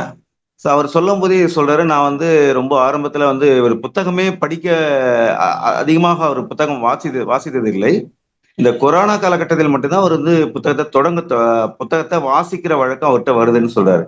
ஆரம்பத்துல வந்து ஒரு நாடக கலைஞராக தன்னுடைய வாழ்க்கையை தொடங்கி அதுக்கடுத்து கொரோனா சமயங்கள்ல இது மாதிரியான புத்தகங்கள் கிட்டத்தட்ட அவர் சொல்றாரு 143 கட்டுரைகள் இது மாதிரி எழுதியிருக்கிறாரு. ஆனா அதை கொஞ்சம் கொஞ்சமா செம்மைப்படுத்தி இதுதான் தேர்ச்சி, அதுவும் அவருடைய நண்பர்களுடைய ஊக்கப்படுத்தல் மூலமாக அவர் முகநூல்ல எழுதுன அடிப்படையில் தான், இது என்னுடைய நண்பர்கள் ஊக்கப்படுத்தின அடிப்படையில் தான் இந்த மாதிரியான புத்தகத்தை என்னால எழுத முடிஞ்சது அப்படின்னு சொல்றாரு. இந்த புத்தகத்தை நான் அந்த வலைவலியில பார்க்கும்போது பாத்தீங்கன்னா, கிட்டத்தட்ட அவரு இந்த புத்தகத்தை யார் வச்சு வெளியிடறாரு, அவருடைய பேராசிரியர் வச்சு இந்த புத்தகத்தை வெளியிடறாரு. அதுவே ஒரு மிகப்பெரிய ஒரு மனநிலை. இவருக்கே கிட்டத்தட்ட ஒரு 50க்கு மேல வயசு இருக்கும்னு நினைக்கிறேன். 55 சம்திங் இருக்கணும். அந்த இதுல வந்து இவர் தன்னுடைய ஆசிரியர் வைத்து தன்னுடைய புத்தகங்களை அவர் பேராசிரியர் வைத்து அந்த அவர் படித்த கல்லூரியில போயிட்டு அந்த புத்தகத்தை வெளியிடுற மாதிரி அவருடைய நிகழ்வு பார்த்தேன். ரொம்ப நல்லா இருந்தது. இது வந்து முழுக்க முழுக்க இந்த கதைகள் பார்த்தீங்கன்னா பெண் சார்ந்த விஷயங்கள் நிறைய நூல்கள்ல அதை தான் மையமாக வைத்து எழுதப்படுகிறார். ஒரு கதையை தொடங்கும் போது அவர் வந்து அவருக்கு அந்த தன்னுடைய மனைவிக்கு உடல் அப்படின்னு ஒரு கதை தொகுப்பு, சிறுகதை தொகுப்பு இருக்கும். அந்த கதையை சொல்லும் போது அவர் வந்து இது மாதிரி தன்னுடைய அந்த பெண் வந்து பிரசவத்துக்கு எவ்வளவு பாடுபடுறாங்க, அந்த சமயத்துல அவர் வந்து எல்லாருமே வந்து அவங்க குழந்தை பெற்றுக்கிற சாதாரண நினைக்கிறாங்க. ஆனா இவர் வந்து அது பெண்ணுக்கு அவங்களுடைய மனைவிக்கு ஏற்படுகின்ற வழியை இவர் அந்த கதையோடு தன்னுடைய வாழ்வை நிகழ்த்தி சம்பந்தப்படுத்தி அதுக்கடுத்து அந்த கதையை சொல்லுகின்ற நிகழ்வு ரொம்ப நல்லா இருக்கும். அந்த உடல் இந்த கதை. அதே மாதிரி இந்த அணங்குன்னு ஒரு கதை இருக்கும். அது வந்து முதல்ல வந்து சிறுவர்கள் அவருடைய பள்ளி வாழ்க்கையை அவர் இதுல பதிவு பண்றாரு. பள்ளி வாழ்க்கைன்னும் போது அவருக்கும் அவங்க முதல் வகுப்பு 3ஆம் வகுப்பு படிக்கும் போது அவருக்கும் ஒரு சின்ன அவங்களுடைய தோழி அவங்களுக்குமான உறவை பத்தி சொல்லிட்டு, அதுக்கு பிறகு அந்த அணங்கு கதையில இந்த சாதிய பாகுபாடு எப்படி இருக்குது, ஸோ ஆரம்பத்தில் நம்ம சிறுவராக இருந்தபோது இந்த சாதிய பாகுபாடு எதுவுமே கிடையாது. ஆனால் படித்து ஒரு வளர்ந்த பிறகு அந்த ஒரு சாதிய பாகுபாடு எப்படிலாம் இங்க சமூகத்தில் அங்க காட்டப்படுகிறது, நிகழ்த்தப்படுகிறது, அந்த இது அவங்களுக்கு இந்த சாதி புத்தி, சாதிய புத்தி அப்படி எப்படி இருக்குன்றத அந்த கதையில சொல்றாரு. இந்த மயான வெளிச்சம் உண்மையிலே அந்த கதை ஐயா சொன்னாரு. ரொம்ப நல்லா இருந்தது அந்த கதை. நல்லா நல்லா இருந்ததை விட படிக்கும்போது உண்மையில ரொம்ப கஷ்டமா இருந்தது. அது அது மாதிரி அந்த சிகை கலாகாரம் அவர் வந்து ரொம்ப ஒண்ணுமே சிரிக்க தெரியாது, எதுவுமே தெரியாது. அவர் எப்பயுமே சிரிச்சு கொண்டே தான் இருப்பார். வேற எதுவுமே அவருக்கு தெரியாது. அப்படியே ஒரு இடத்துல இருக்கிறாரு. அவருக்கு சிகையங்காலம் பண்ணி அவருக்கு புது ட்ரெஸ் பிடிச்ச பிறகு உன் பேர் என்னன்னு கேக்குறாங்க. அதுக்கும் அவர் சிரிக்கிறாரு. நீ இதுவான்னு கேக்குற அதுக்கும் சிரிக்கிறாரு. எதுவுமே டக்குன்னு ஏன் இப்படி பண்றாங்கன்னு சொல்லிட்டு பெட்ரோல் ஊத்தி கொளுத்துகின்ற நிகழ்வை படிக்கின்ற போது ரொம்ப இதுவா இருந்தது. அதுவும் குறிப்பாக அந்த கொரோனா காலகட்டத்துல எத்தனை பேர் எவ்வளவு அந்த அந்த தன்னுடைய இருப்பிடத்தை நோக்கி போகும்போது அவங்க எந்தெந்த இடத்துல எவ்வளவு பேர் இறந்தாங்க. அந்த உத்தரப்பிரதேசத்திலும் டெல்லியிலும் இந்த மாதிரியான நிகழ்வுகள் தொடர்ச்சியாக வந்தவண்ணம் தான் இருக்கிறது. அந்த கதைகள் எல்லாமே ஒரு கேள்வியை தொடுக்கின்ற வகையில் தான் இருக்கிறதே தவிர அதற்கு நாம் விடை காண வேண்டும் சொல்றாரு. அப்போ இவர் கடைசியில அந்த கதையை சொல்றாரு, ஒரு முறை வாசித்து பாருங்கள், இந்தியாவுக்குள்ளே நீங்கள் சிறைக்குள் இருப்பது போல இருக்கும். ஒரு முறை வாசித்து பாருங்கள், உங்களை எந்த அளவுக்கு அது 4 முறை சொல்றாரு. அதை மட்டும் சொல்லும் போது நீங்க எப்படி இந்திய நாட்டுக்குள்ளே இருந்து அகதிகளாக இருக்கிறீர்கள், எப்படி அப்படின்ற கேள்விகளை ஒரு 4 முறை அந்த அதுல வந்து அவ்வளவு ஒரு இது இருக்கு. இந்த நூலை நான் வாசித்து முடிக்கின்ற போது விரல்களில் கண்ணீரோட தான் இருக்கேன், துடைப்பதற்கு விரல்கள் இல்லை என்று சொல்றாரு. அந்த அளவுக்கு ஒரு உருக்கமாக அந்த கதையை அந்த ஆசிரியர் எழுதியிருக்கிறான்னு சொல்றேன். இது நமக்கு இவர் எழுதுனது ஏன் அந்த புத்தகத்தை போட்டுன்னு சொன்னாலும் கூட இதை படிக்கும்போது நிறைய புத்தகம் நமக்கு நல்ல நல்ல புத்தகம் கிடைக்கும் என்ற ஒரு எண்ணத்துல தான் பார்த்துட்டே வந்து திடீர்னு அப்படி போட்டு விட்டேன். ஆனா அதுவும் பார்த்தா அது ஒரு நூல் விமர்சனமாக இருந்தது. இப்ப இன்னொரு வகையில என்னன்னா, நம்ம இதை படிக்கின்ற போது நம்மளும் ஒரு நூல் விமர்சனம் பண்றது எப்படி எழுதலாம் என்ற ஒரு எண்ணத்தை நமக்குள்ள ஏற்படுத்தும் அப்படின்ற மாதிரி அந்த வகையிலும் அந்த இதை வச்சு ஆக்காண்டின்னு ஒரு நாவல் இருக்கும். அந்த நாவல் பார்த்தீங்கன்னா முழுக்க முழுக்க கன்னியாகுமரியில நடக்கின்ற இந்த பனைமரம் ஏறுகின்ற அவங்க தொழிலாளர்களை பற்றி அந்த நாவல் நமக்கு எடுத்து உரைக்குதுன்னு சொல்றாரு. அதுல வந்து கிளாரா என்ற ஒரு பெண்மணி இவ்வளவு ஒரு புரட்சி மிக்கதாக இருக்கிறாங்க. ஆனா அதுலயே அவர் சொல்றாரு, கடைசியில சில முடிவு எனக்கு வந்து கொஞ்சம் முரண்பாடாக இருக்குது, இதுல கொஞ்சம் மாற்றம் இருந்தால் சிறப்பாக இருக்கும் அப்படின்னு சொல்லிட்டு அந்த அது இந்த நூலை படிக்கின்ற போது கேரளாவுக்கும் கன்னியாகுமரிக்கு இடையில் நீங்கள் ஒரு முறை சென்று வந்ததை போல இருக்கும். ஆகவே இந்த நாவலை கட்டாயம் எல்லோரும் படியுங்கள் அப்படின்ற அந்த நாவலை சொல்லுகின்றார். இது மாதிரியான நிறைய நாவல்கள், நிறைய கிட்டத்தட்ட ஒரு நாவல்கள், சிறுகதைகள் இதுல மற்றும் கட்டுரையோ அது கவிதையோ ரொம்ப அதிகமாக, கட்டுரைகள் குறிப்பாக இதுல இடம்பெறவே இல்லை. அவர் வந்திருந்தால் அதை நம்ம தொடுக்கலாம் அப்படின்னு நினைச்சிருந்தோம். ஆனா அவர் கட்டுரை இதுல வந்து ஒண்ணுமே ஒரு கட்டுரை வாசிக்கிற இது குறிப்பிடவே இல்லை. இது மாதிரியான நிறைய நூல்கள் நமக்கு மீண்டும் படிப்பதற்கான வாய்ப்பை ஏற்படுத்தி தருகிறது. ஏன்னா இந்த நூலை சும்மா சிறு துளிதான் அவர் கொடுத்திருக்காரு. நம்ம அதை மீண்டும் இதுல எதெல்லாம் நல்ல நூலாக இருக்கு நம்ம கிட்டே இருக்குது. முருகேசன் சொன்ன மாதிரி நேமிச்சந்திரா அந்த அவங்க எழுதின புத்தகம், அந்த புத்தகம் படிக்கின்ற போது அதையும் நம்ம கிட்ட இருந்தும் நம்ம படிக்க முடியல அந்த புத்தகம். அதே மாதிரி கரன்காரிக்கையுடைய புத்தகம் சட்டைக்காரி அப்படின்னு புத்தகமும் இருக்கு, அதுவும் நம்மளால வாசிக்க முடியல. இதெல்லாம் வாசித்தால் மிக சிறப்பாக இருக்கும் என்பதை நம்ம அந்த இந்த நூலை வாசிப்பதன் மூலமாக உணர்ந்து கொள்ள முடிகிறது. இத்தகைய கருத்துக்களை வழங்குவதற்கு பகிர்வு வாய்ப்பளித்தது. பகிர்வுக்கு நன்றி கூறி விடைபெறுகிறேன். நன்றி, வணக்கம். இந்த நரையன்கிற தொகுப்பு தமிழ் கவி எழுந்து இது இயற்பெயர் வேற அந்த எழுத்தாளருக்கு. அதுல வந்து இந்த கற்பனைப்படுவதுன்னு ஒரு கதை ஒன்று இருந்துச்சு. அதை பத்தி அவர் சொல்லியிருக்கிறாரு. என்னன்னா இந்த பொதுவா இந்த அதாவது ஒரு 4-5 ஆண்கள் இளைஞர்கள் கலந்து பேசும்போது பெண்களை எப்படியெல்லாம் வந்து வல்லுறவு செஞ்சது, ஏமாத்தினது, அவங்களோட சேர்ந்து அனுபவிச்சது, திரைப்படத்துக்கு அழைச்சிட்டு போனது, இந்த மாதிரி விஷயங்களை வீராவேசமாக பேசிட்டு இருப்பாங்க அப்படின்னு ஒரு செய்தியை பதிவு பண்ணிட்டு, இதே மாதிரி பெண்கள் பேச ஆரம்பிச்சாங்கன்னா அது வந்து இன்னமும் ஆண்களுடைய ஒட்டுமொத்த போக்கையும் தோலுரிப்பதாக இருக்கும். அப்ப வந்து ஆண்களுக்கு பேசுவதற்கு ஒன்றுமில்லாத அளவுக்கு போயிடும் அப்படின்னு சொல்லி ஒரு செய்தியை பதிவு பண்ணியிருப்பார். அதில் வந்து இந்த பெண்களும் ஆண்களை போல பேச ஆரம்பித்தா என்ன நடக்கும் அப்படிங்கிறது தான் அதில் சொல்லியிருப்பாங்க. இதை படித்த போது எனக்கு ஒரு ஞாபகம் வந்துச்சு. நான் வந்து திருத்தணி கல்லூரியில் பணியேற்றிருந்தேன் முதல்ல. அப்போ அங்கே பார்க்கும்போது அங்கே பெண்கள் தான் சத்தம் போட்டு ஆண்களை பற்றி விமர்சனம் செய்வாங்க. ஆண்கள் 2-3 பேர் சேர்ந்து சத்தமாக பேசுகிறதே பார்க்க முடியாது. இங்கே எப்படி மற்ற கல்லூரிகள் மற்ற இடங்கள்ல பேருந்து நிறுத்தங்கள்ல ஆண்கள் கமெண்டர்ஸா இருக்காங்களோ அங்க அதுக்கு மாறாக பெண்கள் இருப்பாங்க. ஆசிரியர்களை கூட அவங்க சொல்லி சொல்லி சிரிப்பாங்க. பயங்கரமான ஒரு விமர்சகர்களாக, ஒரு நிகழ்நேர விமர்சகர்களாக இருப்பாங்க அவங்க. அது வந்து எல்லா வகையிலும் இருக்கும். பாலியல் ரீதியாகவும் இருக்கும், மற்ற வகையிலும் இருக்கும். அது அந்த பகுதி ஆந்திரா, அதை ஒட்டி அந்த பகுதி அது மாதிரியான ஒரு இது இருக்கு. அஹ் அந்த விஷயங்கள்லாம் இன்னும் வெளியில வந்தா இன்னும் நல்லா இருக்கும் அப்படின்னு அது தோணுது. அப்புறம் இந்த ஒரு புத்தகத்தை படிக்கும்போது ஒரு கொஞ்சம் முதல்ல படித்த போது நம்ம நம்ம படித்த புத்தகங்கள் வருதா அப்படின்னு பார்த்துட்டே வந்தேன். அதில் வந்து இந்த சமரன் தபோ விஜயகோஸ் எழுதுனது, வங்காளத்தில் மலையாளம் வழியாக தமிழுக்கு வந்திருக்கு. தொடர் அரவிந்தன் ரவிச்சந்திரன் எழுதி தமிழில் மொழிபெயர்த்திருக்காரு. இந்த நாவலுடைய முக்கியத்துவம் என்னன்னா, எப்படி இந்த கம்யூனிஸ்ட் சித்தாந்தத்தில் மக்களை ஒரு போராட்டத்துக்கு அணிதிரட்டக்கூடிய அதில் உள்ள சிக்கல்களை பற்றி, அதில் குடும்பத்தில் என்ன சிக்கலை சந்திக்கிறோம், வெளியில் என்ன சிக்கலை சந்திக்கிறோம், எப்படி நமக்கு உயிரிழப்பு உட்பட எல்லா இதுவும் ஏற்படுது அப்படிங்கிறத சொல்லக்கூடிய ஒரு அருமையான நாவல் அது. அது கதைப்போக்கு எல்லாமே நல்லாயிருக்கும். இந்த நாவலை வந்து நாங்கள் 2021 எங்களுடைய கல்லூரி கருத்தரங்கத்தில் அவர் ரவிச்சந்திரனையே கூப்பிட்டு பேச வச்சோம் இந்த நாவலை பற்றி. அது அப்புறம் வேற படைப்புகள் நீங்கள் சொல்லுங்க. வணக்கம். பகிர்வு ஆனா பேசலாமா? இந்த எழுத்தை பற்றிய சில வார்த்தைகள் அப்படிங்கிற தலைப்பு என்னை ரொம்ப ஆழ்ந்து யோசிக்க வச்சது. அது என்னை ஃபர்ஸ்ட் எப்படி நான் அதை புரிஞ்சுக்கிட்டேன்னா, இலக்கணம் தொடர்பா இருக்கும் போல, எழுத்து இலக்கணம் சில வார்த்தைகளாவது இருக்கும் போல அப்படின்னு நினைச்சிட்டு நான் அந்த பக்கம் போறதுக்கே ஒரு அச்சத்தோட இருந்தேன். ஆனாலும் என்னமோ தெரியல, ஒரு உள்ளுணர்வு சொல்லிட்டே இருந்துச்சு. எழுத்து சில வார்த்தைகள், அது என்னமோ இப்ப எழுதுறது மேல ஒரு ஈடுபாடு வந்திருக்கிறதுனால என்னன்னு தெரியல, அந்த தலைப்பு என்னை கொஞ்சம் தொந்தரவு பண்ணிட்டே இருந்துச்சு.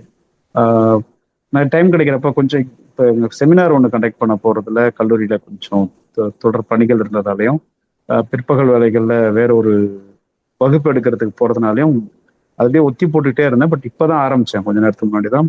அது வாசிக்கும் போது ஏற்கனவே ராமண்ண எல்லாருமே அதை முக்கியமா சுட்டி காட்டினது போல, பாரதி அண்ணா எல்லாருமே சொன்னது போல, முருகேசன் நீங்க அதை வந்து இந்த இப்படி ஒரு விமர்சனம் எழுத முடியுமா?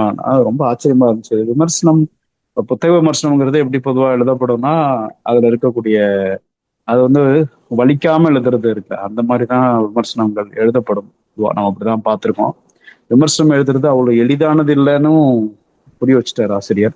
இன்னொன்று, விமர்சனம் புத்தக விமர்சனம் கொடுப்பதன் மூலமா அதுவே ஒரு எழுத்து நடை, அதுவே ஒரு எழுத்து பாணி.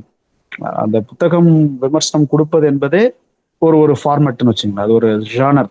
அந்த ஜானரை வந்து அவருக்குன்னே உள்ள அது முன்னுரையில அதெல்லாம் தெளிவா சொல்லப்பட்டிருக்கு. அது ரொம்ப தெளிவா அதை நிகழ்த்தி காமிச்சிருக்கிறாரு.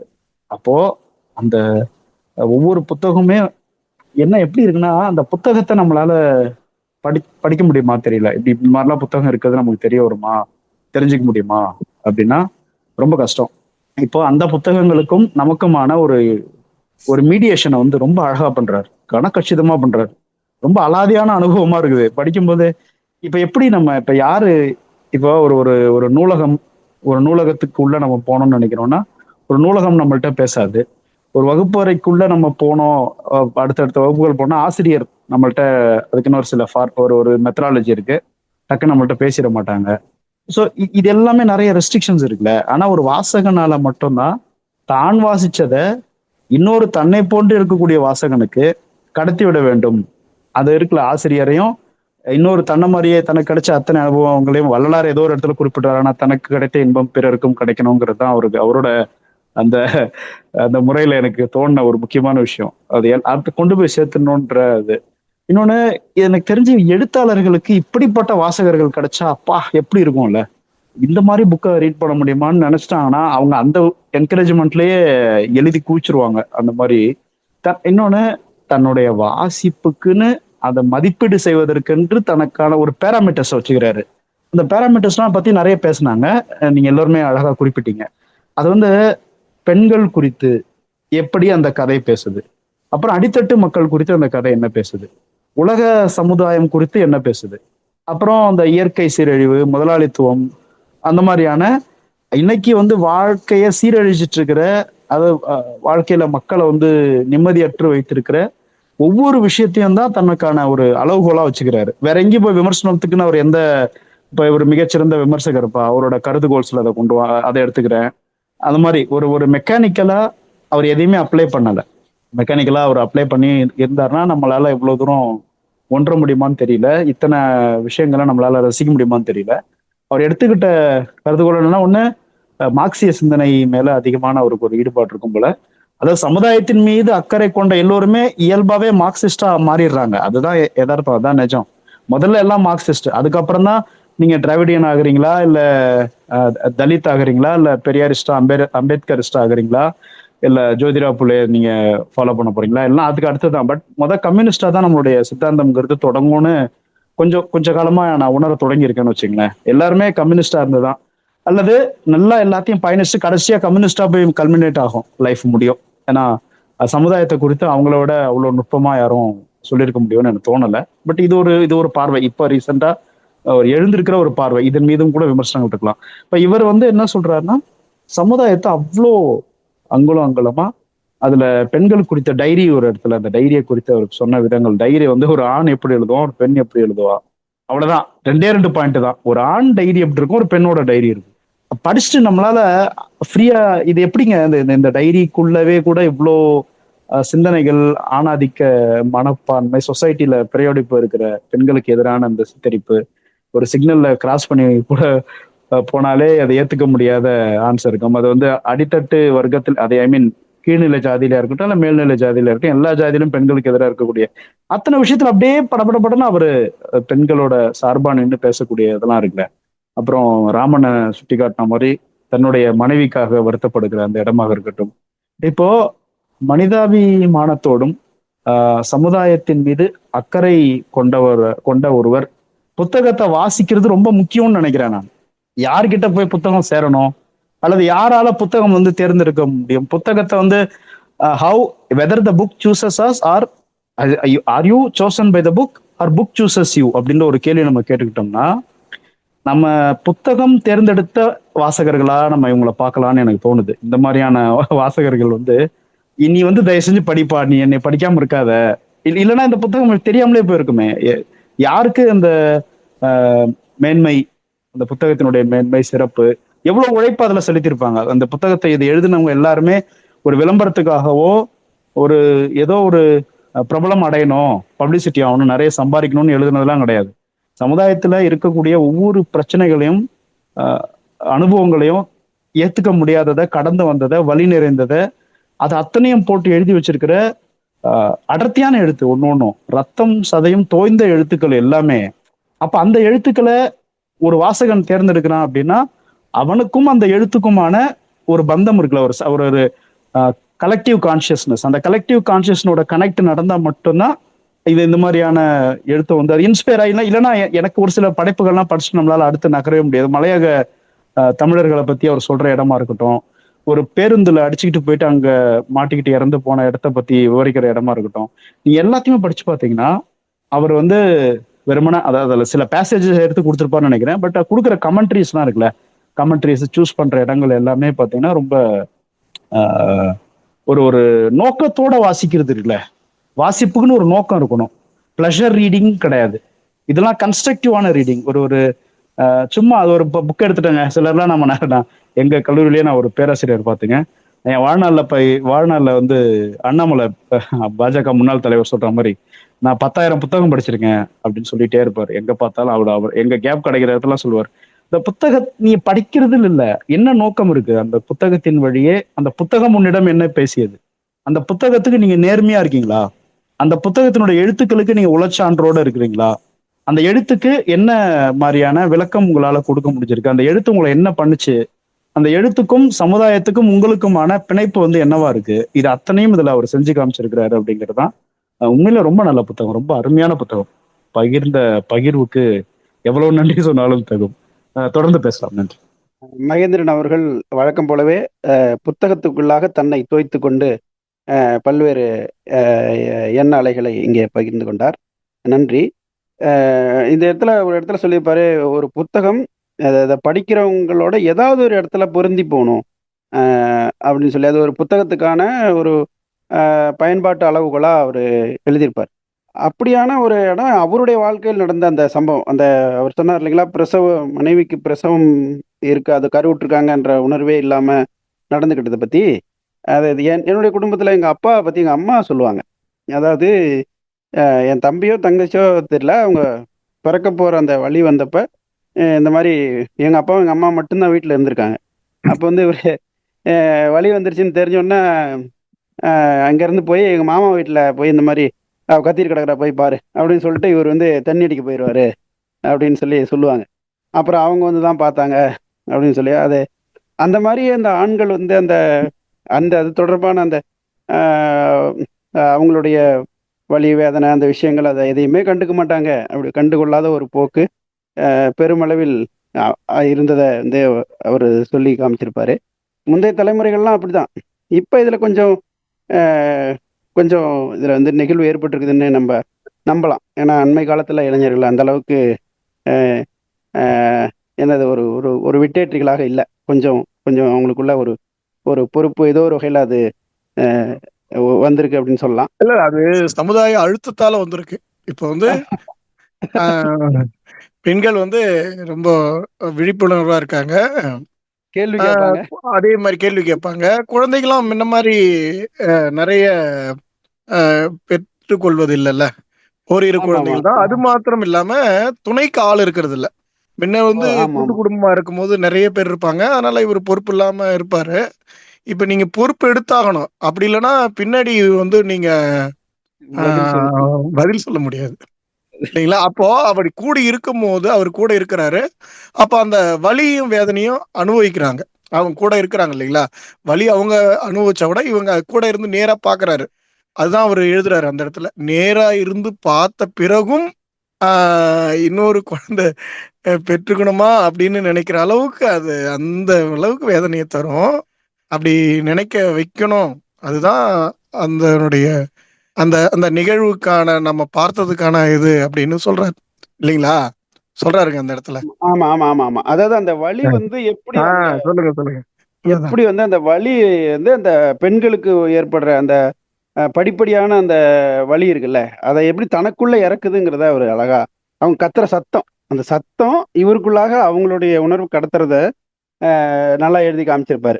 எப்பவுமே இந்த திறனாய்வு திறனாய்வு, மதிப்பீடு இதெல்லாம் வந்து ஒரு படைப்பு ஆகுமா? அப்படிங்கிற ஒரு கேள்வி உண்டு. திறனாய்வை ஒரு படைப்பு என்று சொல்லலாமா? அப்படின்னு ஒரு கேள்வி உண்டு. இதுக்கு 2 பதிலுமே இருக்கு. சொல்லலாம்ன்னும் சொல்லுவாங்க, அப்படி சொல்ல முடியாதுன்னும் சொல்லுவாங்க.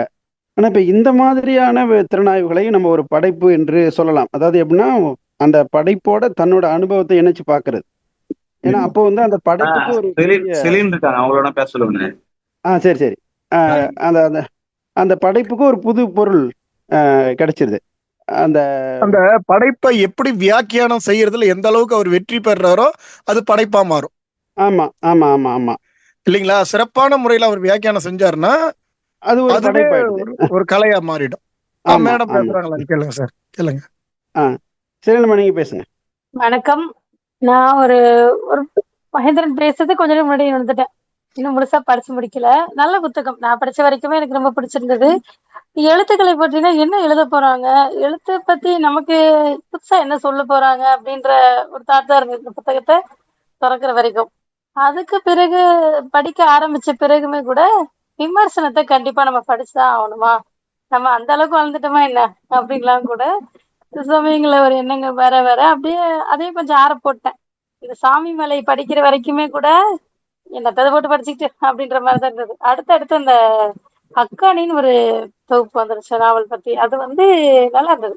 குமரி மாவட்ட பனையேறிகளுடைய கதைய சொல்லக்கூடிய ஒரு நாவல். ஆ நானும் பனையேறி சமூகத்த சேர்ந்தவ தான். சின்ன வயசுலயே அப்பா இறந்துட்டாங்க. இறந்துட்டாங்கன்னா, வேறொரு பிரச்சனையால. எங்க பெரியப்பா குடும்பம் வந்து பெரியப்பா பனையேறி கீழ விழுந்துட்டாரு வழுக்கிவிட்டு. அதுலருந்து அவங்க குடும்பம் வேற தொழிலுக்கு மாறிடுச்சு. எங்க அப்பா இறந்த பிறகு நாங்களும் மாறிட்டோம். இப்படி எல்லாமே மாறிடுச்சு. இருந்தாலும் இன்றைக்கும் அந்த பனையேறி மக்கள் எங்க ஊர்லலாம் இருக்கதான் செய்றாங்க.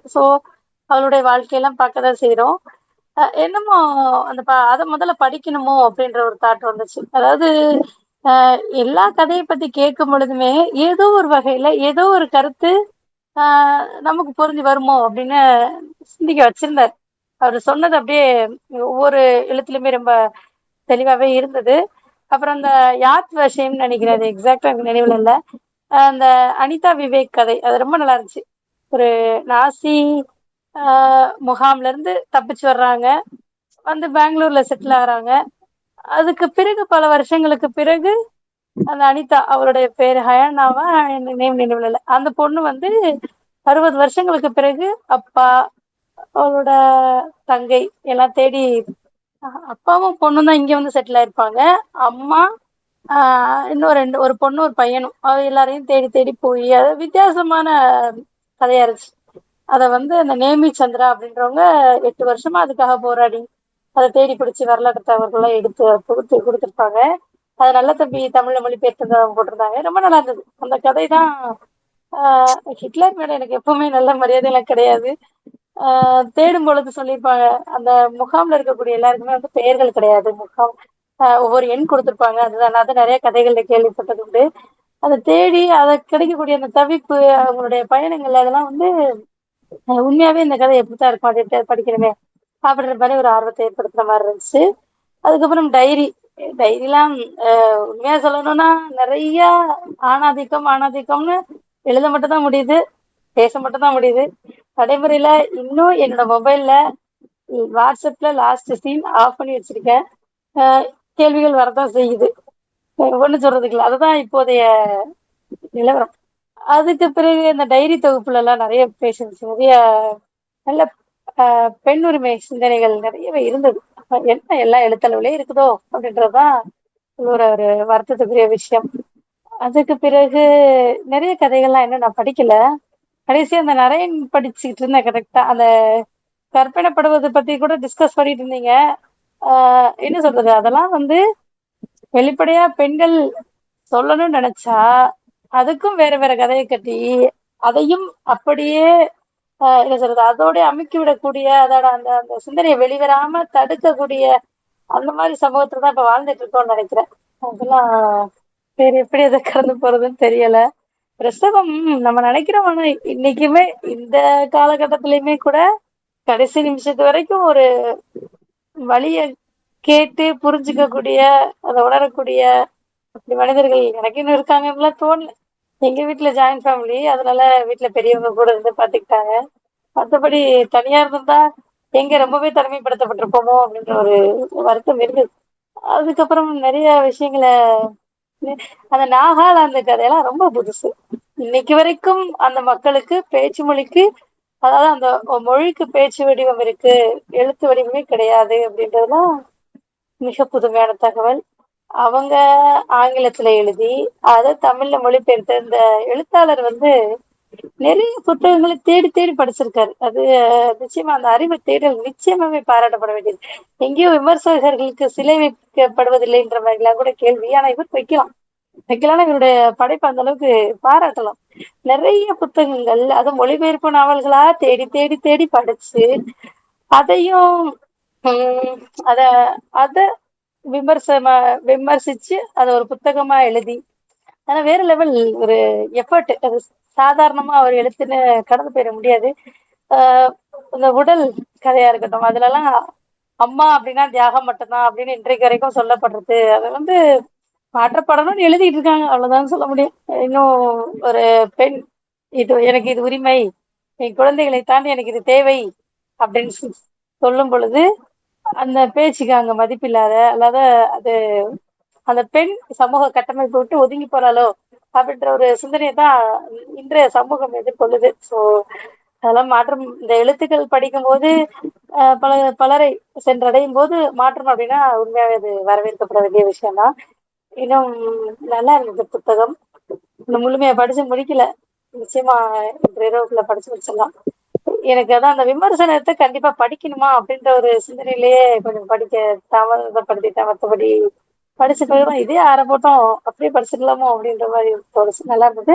நல்ல எழுத்துக்களை தேடி தேடி தேடி படிச்சு அதை தொகுத்து அதுல உள்ள கதைகளை கருத்துக்கள் எல்லாம் வந்து அவருக்கு பிடிச்ச அதுல நல்ல விஷயங்களையும் சொல்லியிருக்காரு. இந்த கதை இப்படி இருந்தா நல்லா இருந்திருக்கும், இதோட முடிவு சரியில்லை அப்படின்ற மாதிரி அவரோட கருத்துக்களையுமே ரொம்ப தெளிவா பகிர்ந்துருக்காரு.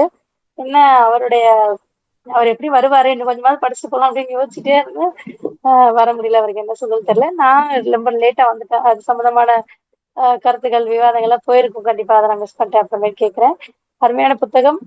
உம் ஒரு விமர்சன புத்தகத்துக்கு ஆஹ் வாசகர்களை படிக்க வைக்கக்கூடிய அல்லது புது புத்தகத்தை அறிமுகம் செய்யக்கூடிய ஒரு ஒரு வாய்ப்பு, ஒரு சக்தி இருக்குது அப்படின்றத இந்த புத்தகத்தால என்னால தெரிஞ்சுக்க முடிஞ்சுது. ஸோ பகிர்ந்துக்கு நன்றி. நிறைய நல்ல புத்தகங்கள் மேலும் பகிரப்படும், இங்கே விவாதிக்கப்படும்னு நம்புறேன். வாய்ப்புக்கு நன்றி. நீங்க சொன்ன மாதிரி அன்றாட போக்கில், அதாவது நிஜமான போக்கில் இந்த ஆண் மையத்திற்கும் பெண் மையத்திற்கும் பெருத்த வேறுபாடு இருப்பது 100% உண்மை. அது சரிதான். ஆனால் ஒன்றே ஒன்று, மாற்றம் என்பது நிகழாதது அல்ல, அது கண்டிப்பாக நிகழக்கூடியது. அதற்கான எத்தனையோ முன்மாதிரிகளை நாம் சமூகத்தில் பார்த்து கொண்டே இருக்கிறோம். இந்த புத்தகத்தில் கூட ஒரு இடத்துல, அதாவது எவ்வளவுதான் ஒரு வல்லாண்மை, பேராண்மை அல்லது வேற எத்தனையோ திறன்களை எல்லாத்தையும் கொண்டு, அதிகாரம் எல்லாத்தையும் கொண்டு இருந்தா கூட பெண்களிடம் சரணடையக்கூடிய போக்கு வந்து ஆண்களிடம் ஏற்படக்கூடிய தருணங்கள் உண்டு. அதுக்கு வந்து மாற்றே கிடையாது அப்படின்னு ஒரு இடத்துல அவர் பதிவு செஞ்சிருப்பார். அப்புறம் இன்னொரு அந்த கவிதை ஒன்று, அந்த அவங்க பேரு இந்த அனுலா ஜோக்மன், அவங்க அந்த கடவுளுக்கு மேலே பெண் அப்படின்னு ஒரு கவிதை சொல்லியிருப்பாங்க. அதாவது என்னன்னா, அந்த அந்த பெண்ணுக்கு மேலே ஆண், ஆணுக்கு மேலே கூரை, அது மாதிரிலாம் வரிசையாக சொல்லிக்கிட்டே வந்து அது மாதிரி கடைசி கடவுளை சொல்லி கடவுளுக்கு மேலே பெண் அப்படின்னு சொல்லி அந்த கவிதை முடியும். இது வந்து நாகாலாந்துல இருந்து எழுதப்பட்ட கவிதை. இது அந்த மாதிரி வந்து பெண்ணுக்கான அந்த சமூக வாழ்வியல் முதன்மைத்துவம் என்பது கண்டிப்பாக அது நடந்தே தீரும். இதுல என்ன பிரச்சனை அப்படின்னு கேட்டா, பெண் வந்து எல்லாவற்றையும் கடக்க முடியும், எல்லாவற்றையும் எதிர்த்து நிற்க முடியும், ஆனால் தன்னுடைய குடும்பத்தை எதிர்த்து நிற்க முடியாது. இதை தான் வந்து இது நம்ம எல்லா சிந்தனையாளர்களும் சொல்றாங்க. அதை பெரியார் வெளிப்படையாகவே சொன்னார். பெண்கள் வந்து குடும்பத்தை விட்டு வெளியில வந்தாதான் இதெல்லாம் சாத்தியம் அப்படின்லாம் சொல்லி சொன்னார். அது உச்சம் அதுதான். அதை நோக்கி தான் சமூகம் கிட்டத்தட்ட நகர்ந்துட்டு இருக்கு. அது அதாவது அது தப்பு தான். இப்போ இன்றைக்கு ஏற்படக்கூடிய குடும்ப சிதைவுகள் அது வந்து தவறு தான். ஆனால் அதற்கான காரணத்தை களையாத வரைக்கும் அது நடக்கத்தான் செய்யும். அப்புறம் அதனால் ஆசிரியர் செலின் அவர்களுக்கு நன்றி. அது மாதிரி இந்த மகேந்திரன் ஒரு செய்தி சொன்னார். அதாவது மார்க்சியம் தான் சமூகம், சமூக புரிதல் தான் மார்க்சியம் என்று சொன்னார். இந்த மார்க்சியம் இருந்தால் நமக்குள்ளாக அம்பேத்கரியம், பெரியாரியம் உள்ளிட்ட எல்லாமே வந்துடும் அப்படின்னு சொன்னார். அது தொடர்பான ஒரு புத்தகம் ஒன்று, ரொம்ப ஒரு பெரிய தொகுப்பாக ஒன்று போட்டிருக்காங்க. மார்க்சியம், அது அம்பேத்கரியம் போதாது, பெரியாரியம் போதாது, மார்க்சியம் தான் ஒரு முழுமையை நோக்கிய தீர்வு அப்படின்னு சொல்லி ஒரு புத்தகம் ஒன்று இருக்கு. அந்த புத்தகத்தை நினைவுபடுத்தியது. வேற வேற ஏதேனும் கருத்து? வாழ்க்கை ஒரு வட்டம்னு சொல்லுவாங்க. நம்ம சமூகம் வந்து தாய் வழி சமூகமா தானே தோன்றியது ஆரம்ப காலத்துல. ஆமா ஆமா. இது அப்படியே போய் மீண்டும் அந்த தாய் வழி சமூகம், அதாவது பெண்களிடம் அந்த அந்த என்ன சொல்றது, அந்த முதன்மை வரும். அது ஒரு இரவுல நடக்காது இல்ல, கொஞ்சம் கொஞ்சமா தான் நடக்கும். ஆமா ஆமா ஆமா. அது படிப்படியா நடக்கும். அது நடந்துகிட்டு இருக்கு. அம்மாக்கள் சந்திச்ச பிரச்சனையே இன்னைக்கு மகள்கள் சந்திக்கிறது இல்ல. ஆனா வேற வேற வகையில பிரச்சனை வரும். ஆனா அதே பிரச்சனையே இப்ப சந்திக்கிறது இல்ல. இப்ப இப்படி கொஞ்சம் கொஞ்சமா மாறும். கண்டிப்பா கண்டிப்பா. அப்புறம் ஒரு புத்தகம் வந்து எப்படி அப்படின்னு மகேந்திரன் கூட சொன்னாரு. உங்களுக்கு ஒரு புத்தகத்தை படிச்சுட்டு மூடும் போது, ஒரு புத்தகத்தை முடிக்கிறீங்கன்னா உங்களுக்குள்ள அதுவரை இருந்த சிந்தனையில ஏதாவது ஒரு மாற்றத்தை ஏற்படுத்தணும், கலைச்சி போடணும். நான் புத்தகத்தை படிச்சுக்கு முன்னாடியும் அப்படிதான் இருந்தேன், புத்தகத்தை என்ன 1000 படிச்சாலும் நான் அப்படிதான் இருப்பேன் அப்படின்னே நீங்க 1,00,000 புக்கு படிச்சாலும் பிரயோஜனம் இல்லை. இல்லைங்களா சார்? ஆமா ஆமா. நீங்க படிக்கிறீங்கன்னா படிச்சு முடிச்ச பிறகு உங்களுக்குள்ள அது ஏதோ ஒரு மாற்றத்தை ஏற்படுத்தணும். சிந்தனை மாற்றத்தை சொல்றேன் நான். சிந்தனை ஆமா மாற்றம் தான் ஆமாங்க நாளடைவில் அது செயல் மாற்றமா மாறும். சரிங்களா? அது படிச்ச அளவுக்கு முழுசா நடக்குமா அப்படி நம்ம சொல்ல முடியாது. கொஞ்சமா ஆகுது இல்லைங்களா? ஒரு ஒரு ஒரு நீங்க 20 வருஷம் 5 வருஷத்துக்கு முன்னாடி இருந்தீங்க. நீங்க ஒரு 500 புக்கு படிச்சிருக்கீங்க. ஒரு 100 புக்கு படிச்சிருக்கீங்க. ஏதோ படிச்சிருக்கீங்க. இதுல இருந்து நீங்க 5 வருஷத்துக்கு முன்னாடி இருந்த மாதிரியே இருக்க மாட்டீங்க. இருக்கக்கூடாது, அது புத்தகம் படிச்சு அந்த புத்தகத்தை உள்வாங்கியிருந்தா அப்படி இருக்காது. ஏதோ ஒரு வகையில நீங்க மாறி இருப்பீங்க. உங்களை அறியாமலே மாறி இருக்கணும். அதுதான் புத்தகம் செய்யற வேலை. ம் சிறப்பு. இது ஒரு சொன்னார் இல்லைங்களா? உங்களோட வாழ்க்கையோட கனெக்ட் ஆவார். நிறைய இடங்கள் அவர் அந்த வடை சாப்பிட்ட கதையை சொல்றாருல்ல, வடையை சாப்பிட்டது. ஆமா அந்த அது உண்மையில நல்ல மாதிரி கதை. ஏன்னா அதான் உண்மையை நடந்ததுதான். நமக்கும் ஒரு நாவல் படிக்கும்போது அந்த வாழ்க்கையோடு நம்ம என்ன ஆயிடுறோம், ஒன்றிடுறோம். ஏன்னா நம்ம வாழ்க்கையில நடந்த சம்பவங்கள் அதுல வரும். அப்ப அந்த நம்ம ஆமா வாழ்க்கையை அந்த வாழ்க்கையோட நம்ம இணைச்சு பாக்குறோம். கதையை படிச்சு நம்ம ஏன் அழுகுறோம்? கதையை படிச்சு அழுகுறோம்ல, கண்ணீர் விடுறோம்ல, நம்மள அறியாமலே கண்ணீர் விடுறோம்ல. ஏதோ ஒரு வகையில அந்த கதை நம்மளோட கனெக்ட் ஆகுது. இப்போ கூட நம்ம மேடம் சொன்னாங்க, எங்க குடும்பம் பனையேறி குடும்பம். அப்ப அதான் அந்த அந்த இதுனால நம்ம கனெக்ட் ஆகுது. அப்போ அந்த அப்போ அந்த தலைப்பை கேட்கும்போது இப்ப நான் ஒரு ஒரு ஒரு ஒரு துன்பத்துல மாட்டியிருக்கேன். அதே துன்பம், அதே ஒரு எண்ணல், அதே ஒரு ஒரு என்ன சொல்றது, ஒரு ஒடுக்குமுறை அந்த கதையில வரும்போது, ஓ இந்த ஒடுக்குமுறையை நானும் சந்திச்சிருக்கேன்ல அப்படிங்கிற அந்த எண்ணத்தை நமக்குள்ள வருது. ஒண்ணும் இல்லைங்க. நான் வீடு வாடகை கேட்டிருந்தேங்க ஒரு 20 வருஷத்துக்கு முன்னாடி. அவன் என்ன சொன்னா, முதல்ல குடுக்குறேன்னு சொன்னான். அதுக்கப்புறம் அவனுடைய ஜாதி தெரிஞ்ச பிறகு அவன் வாங்கின அட்வான்ஸை கொடுத்துட்டான். அதனால இது என்னன்னா, இது மாதிரியான பல இடங்கள்ல நமக்கு இந்த மாதிரியான கதைகளை படிக்கும்போது நமக்கான கனெக்டிங் வரும். இது நமக்கும் நடந்திருக்குல்ல, நமக்கு நடந்திருக்கலாம், நம்மளை சுற்றி இருப்பவங்களுக்கு நடந்திருக்கலாம். அப்ப அந்த கதையை நம்ம படிக்கும்போது அதோட நம்ம அந்த இணைச்சு பார்க்குறோம். அந்த சம்பவம் உண்மை சம்பவம் அவருடைய வாழ்க்கையில் நடந்து சொல்றாரு. அந்த வடை சாப்பிட்ட சம்பவம் இதை படிச்சப்ப என்ன தோணுதுன்னா, இந்த தந்தைமார்கள் குழந்தைகளுடைய அந்த சின்ன சின்ன ஆசைகளை கிஞ்சித்தும் நினைச்சு பார்க்காம எதிர்காலத்துக்கு நான் நல்ல வாழ்க்கையை தரப்போறேன் அப்படிங்கிற பேர்ல அந்த தலைமுறையை அப்படியே அந்த அந்த இதை கடத்தி அப்புறம் தான் எந்த இடத்துல இருந்தாரோ அதே இடத்துல அந்த பிள்ளைகளை விட்டு போயிடுவார். மீண்டும் இந்த பிள்ளை அடுத்த பிள்ளைக்காக வாழ ஆரம்பிக்கும். அப்போ இந்த சாதாரணமான எவ்வளவோ விஷயங்கள் ஒரு